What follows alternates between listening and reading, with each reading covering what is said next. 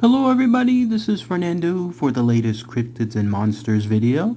Alright, let's go ahead and let's continue with part 2 of chapter 1 of the Occult Investigator, Real Cases from the Files of X Investigations by Bob Johnson. This continues the story associated with Mary and the curse of the Velvet Room Cafe. It looks like though this part is more going to talk about the creation of the investigators, those that are involved with that X investigations that Bob Johnson handles, and that way it'll give a good idea of how they started and then eventually how this plays into the investigation for Mary. So part 2 is aptly titled Ghost Hunters. So let's go ahead and let's read that here.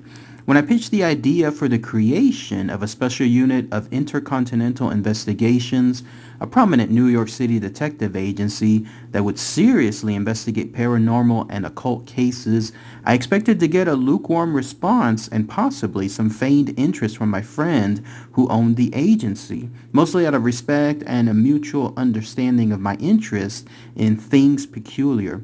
But when he responded with sincere interest and began to recount stories of his Italian grandmother, thought to be a strega, an Italian witch, who regularly communicated with the dead through curses and was responsible for at least a few quote-unquote mysterious deaths in their small Italian village, I knew I had a shot at developing what was to be X Investigations, the first paranormal and occult investigative arm of a licensed detective agency. My background investigating the occult and the paranormal to this point was not a professional one, although I had consulted numerous times with the preeminent ghost hunter and author Dr. Hans Holzer and earned a certificate from his New York Committee for the Investigation of Paranormal Occurrences. My investigations have been mostly of an academic nature, albeit fulfilling in their own right. Most of my experiences centered on the possibilities of paranormal and occult workings more than actual sightings or first-hand encounters with the unexplained. That was until I attended a ghost hunting excursion with the International Ghost Hunter Society in Salem, Massachusetts, which opened up a fascinating and sometimes frightening world of the unexplained and often disturbing glimpses of the other side. Towards the end of the first day's fieldwork exercise, which included a walk through a local cemetery and instructions that a ghost hunter must respect the dead by asking their permission to photograph their resting places, our group headed for a building on Essex Street in the center of the town's commercial pedestrian mall that once was a colonial library building, now converted into a local retail establishment. The wood frame store was vacant for the most part, quite large and creepy by most standards, with huge open rooms filled with covered furniture, accentuated by the store's high ceilings and a central staircase that wound around to a landing with doors to a number of rooms on the second level. The building gave our group needed shelter from the cold Salem October night, but curiously did not feel secure. Although the temperature was warmer inside than outdoors, it was still surprisingly damp and somehow uninviting. And so the yellow cloud-covered moon shone intermittently through the windows on the upper floors of the building and at first was the only light we saw as we entered. Everyone in our group briskly rubbed warmth into their hands and commented that it was good to be out of the cold. But as we ventured further into the darkness, waiting for the lights to be switched on, we became silent. It's as if we were waiting for someone to say, "It's all right, the lights will be on in a minute and we'll all feel safe and warm." But no one spoke, and after about 5 minutes of standing in the glistening moonlit ground floor, waiting for the caretaker to find the fuse box, some of us became antsy, demanding some light. I was not the only one who said the place felt strange and foreboding, almost evil. Our instruction from Dave, the stout-bearded fellow in charge of the ghost hunting organization, was to scout around the building using our gauze meters, which are devices that measure electromagnetic variance, a standard ghost hunting apparatus, and cameras in order to capture any paranormal activity. And so our group broke up into small parties, with the bravest of us venturing into the back rooms and deserted hallways, looking for spirits or whatever unworldly manifestation might occur. I took it upon myself to head to the farthest room in the back of the building with one of my fellow ghost hunters, Betsy, a middle-aged grammar school teacher from Lubbock, Texas, who was armed with a state-of-the-art digital camera. I wonder if Betsy knew what she was doing with such a high-tech camera. Her large, ill-fitting black eyeglasses and frumpy manner didn't exactly speak of technical proficiency, but I admired her for her courage nonetheless. And so we both walked gingerly into the center of the room, turning our heads from side to side as if we were cartoon characters in a Scooby-Doo episode, waiting for the typical malevolent force to strike out. But this was no cartoon. Immediately after entering the room, we were both overcome by a feeling of being watched, the kind of feeling that prompts people to jerk their necks around to see who's there. We also felt a strange presence emanating from a darkened portion of the room directly beneath a window that stretched from the floor to almost 10 feet in height. I couldn't see anyone or anything, but I knew instinctively that there was something crouching in the dark.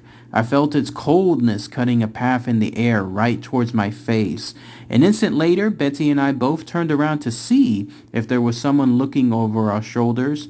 Of course, no one was present, causing us to look each other in the eyes and exchange a non-verbal agreement to just keep walking. Any other acknowledgement of this strange feeling would only make it all the more real.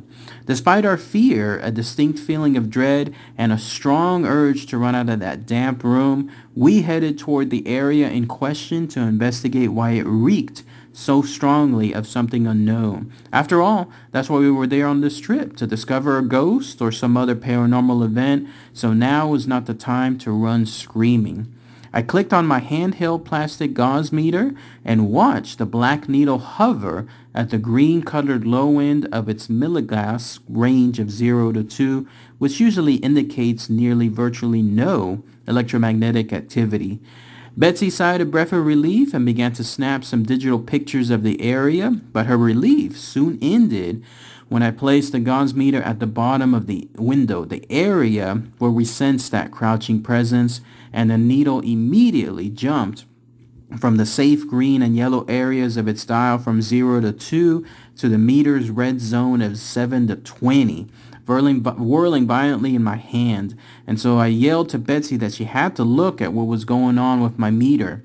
But instead of running to see for herself, the photographer and Betsy instinctively took over, and she began snapping pictures of me holding the gauze meter at the bottom of the window. I managed not to move from my position for a good 5 minutes so Betsy could click away, all the while transfixed by the windshield wiper motion of the meter's needle snapping back and forth. Something was present in the spot. I was certain of that much, and I was grateful that Betsy had the presence of mind to take pictures while I was frantically yelling for my colleagues to watch this phenomenon. Needless to say, I was spooked, and I'm the first to admit that a big reason why I stayed glued to the spot was that I was literally paralyzed with fear. Thanks to the instantaneous feedback from the digital camera, we will be able to see right away just what, if anything, would show up in the photos Betsy snapped. Two of the most common manifestations of spirits caught on camera, according to Dave, are white wisp apparitions that appear like smoke, or round floating objects called orbs that can be spotted almost anywhere in the picture, but usually not in the front of or on top of the person. And so I watched closely as Betsy thumbed the top of her camera, searching through the shots, not really convinced that we were going to see anything out of the ordinary.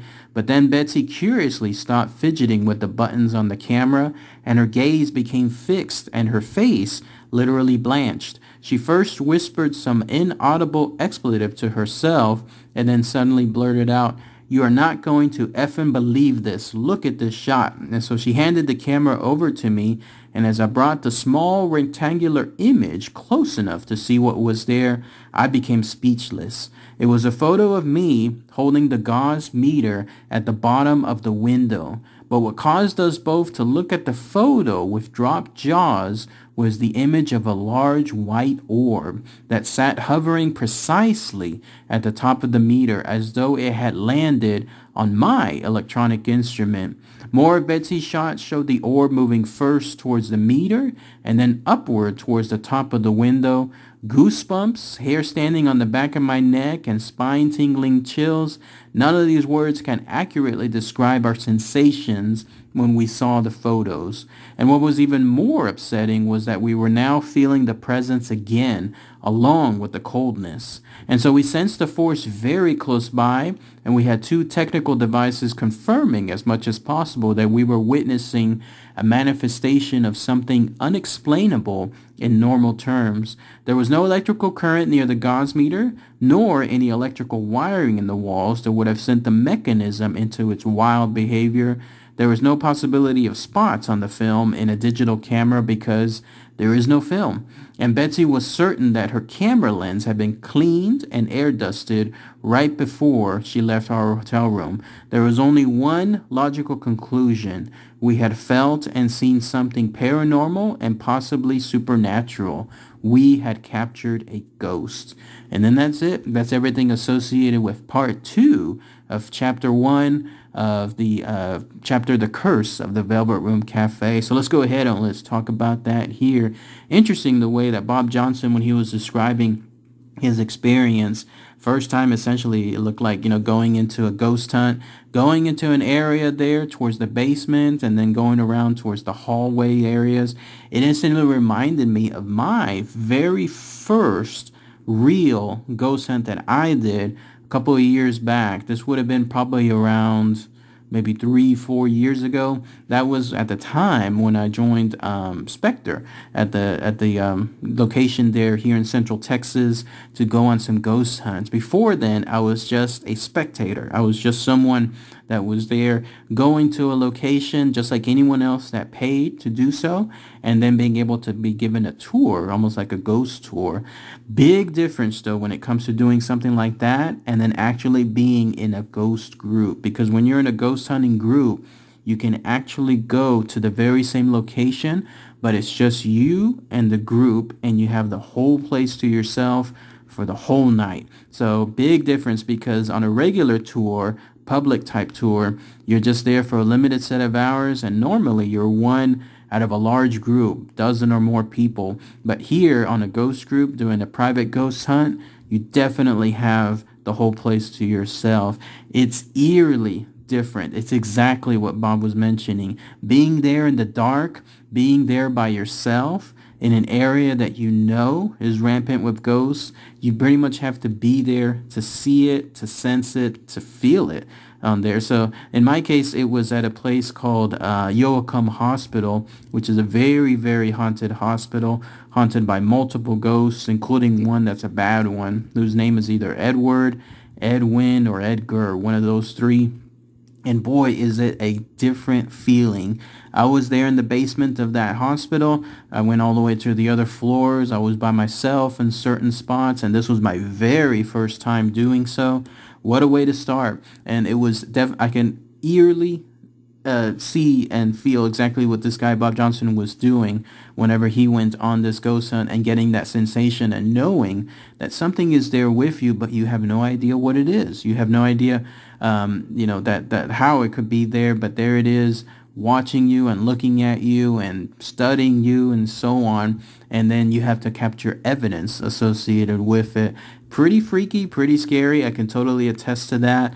But I was able to make it out of there, spend the night with the group, and then ever since then I've been doing more and more of these ghost hunts. So interesting to see how this subchapter is just basically him introducing his first experience under his new own chapter, and then going through those motions and how that'll eventually lead up to that curse of the Velvet Room Cafe. So I'll save that for another part, because the next part is where he's introducing more stuff involving the X investigations part of his book, and how that all tied into Mary and the Velvet Room Cafe. All right, everybody. Thanks again as always. Take care.